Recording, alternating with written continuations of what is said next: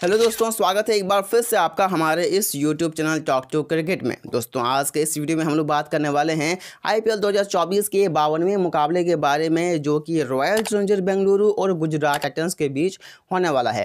दोस्तों ये मुकाबला आज शाम को ही 7:30 बजे बेंगलुरु का होम ग्राउंड यानी कि चिन्नास्वामी में ये मुकाबला होने वाला है।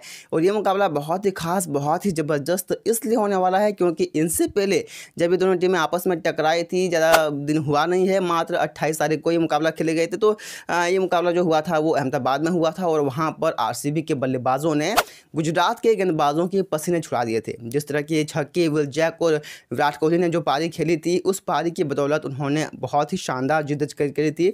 और इस बार भी उनको मौका मिला है क्योंकि ये तो उनका होम ग्राउंड है, यहाँ पर उनको और भी एडवांटेज मिलेंगे, तो ये मुकाबला और भी शानदार हो जाएगा। क्योंकि अगर हम बात करें यहाँ पर गुजरात टाइटंस की, तो गुजरात टाइटंस ने अब तक 4 मुकाबले जीत रखे हैं, यानी कि 8 पॉइंट उनके हैं।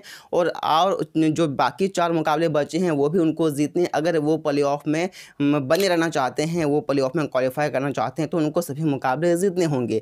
और इसके लिए उनको यहाँ पर इस मुकाबले में ज़ोर दिखाना होगा, ये मुकाबला उनको जीतना ही होगा। इसके बाद अगर हम आरसीबी की बात करें तो आरसीबी को भी सभी मुकाबले जीतने होंगे अगर उनको क्वालिफाई करना है। लेकिन उसके बाद भी कई सारे फैक्टर हैं जो उनके पक्ष में आने चाहिए, उसके बाद ही वो क्वालिफाई कर सकते हैं, यानी कि उनके क्वालिफिकेशन मतलब होने की चांसेस थोड़े कम है। लेकिन फिर भी आरसीबी जिस तरह की बल्लेबाजी कर रही है, जिस तरह की गेंदबाजी भी करके दे रही है, तो ये मुकाबला उनके लिए बहुत ही खास होने वाला है। तो चलिए दोस्तों, अब बात कर लेते हैं कि इन दोनों टीमों के बीच जो हेड टू हेड रिकॉर्ड है वो कैसे हैं।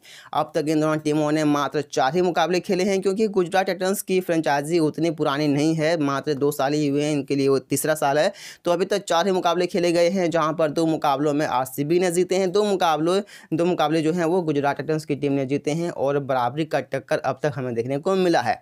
अगर हम बात करें दोस्तों आप पिच रिपोर्ट की, तो अब तक चिन्नास्वामी में जितने भी मुकाबले खेले गए हैं, अब तक इस साल आईपीएल के 4 मुकाबले खेले गए हैं, जहां पर आरसीबी ने मात्र 1 ही मुकाबला जीता है और 3 मुकाबले वो हारे हैं।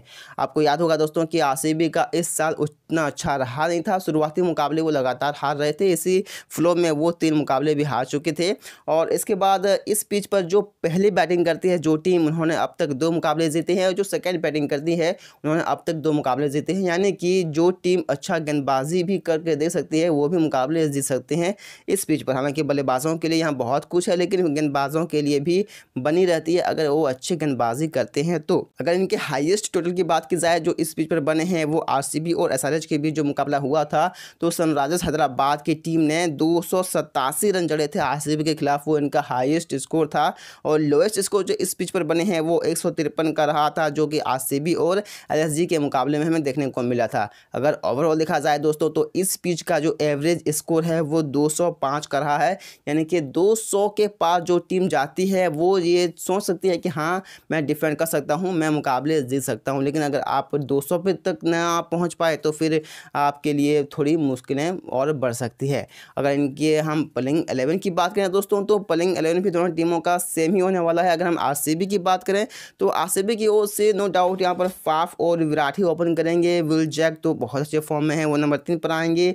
रजत पाटीदार 4 में, ग्लेन मैक्सवेल फिर आएंगे, फिर कैमरन ग्रीन का भी बल्ला गेंद भी दोनों चलने लगा है, दिनेश कार्तिक भी हैं, स्वप्ना सिंह आएंगे, फिर करण शर्मा, मोहम्मद सिराज, यश दयाल, महिपाल लोमरोड और विजय कुमार विश्वक भी यहाँ पर आपको देखने को मिल सकता है, इंपैक्ट प्लेयर के रूप में वो आ सकते हैं। इसके बाद अगर हम गुजरात टाइटंस की बात करें तो यहाँ पर इस टीम ने कुछ बदलाव करना चाहेगी, क्योंकि रिद्धिमान साहा का फॉर्म अच्छा नहीं है, मैथ्यू विड यहाँ पर आपको बाहर बैठे हुए दिख सकते हैं, तो फिर वो भी प्लेइंग 11 का हिस्सा बन सकते हैं इस मुकाबले में। तो यहाँ पर रिद्धिमान साहा या फिर मैथ्यू विड और शुभमन गिल ओपन करते हुए दिख जाएंगे। इसके बाद शाहिद सुदर्शन, फिर शाहरुख खान, फिर यहाँ पर आपको विजय शंकर और उमर जाई के स्थान पर आपको दिख सकते हैं, क्योंकि ये जो ओवरसीज प्लेयर है उतने अच्छे परफॉर्मेंस करके दे नहीं रहे हैं।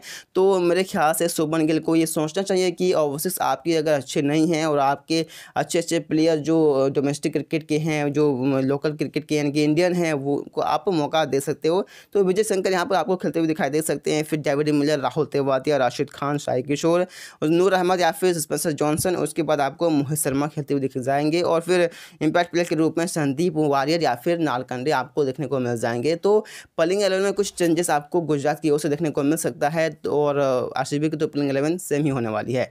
तो दोस्तों अब बारी है आपकी, आप डिसाइड करो कि ये मुकाबला कौन सी टीम जीतेगा और ये हमें आप कमेंट बॉक्स में ज़रूर बताइएगा। मिलते हैं दोस्तों एक नई वीडियो में नई टॉपिक के साथ।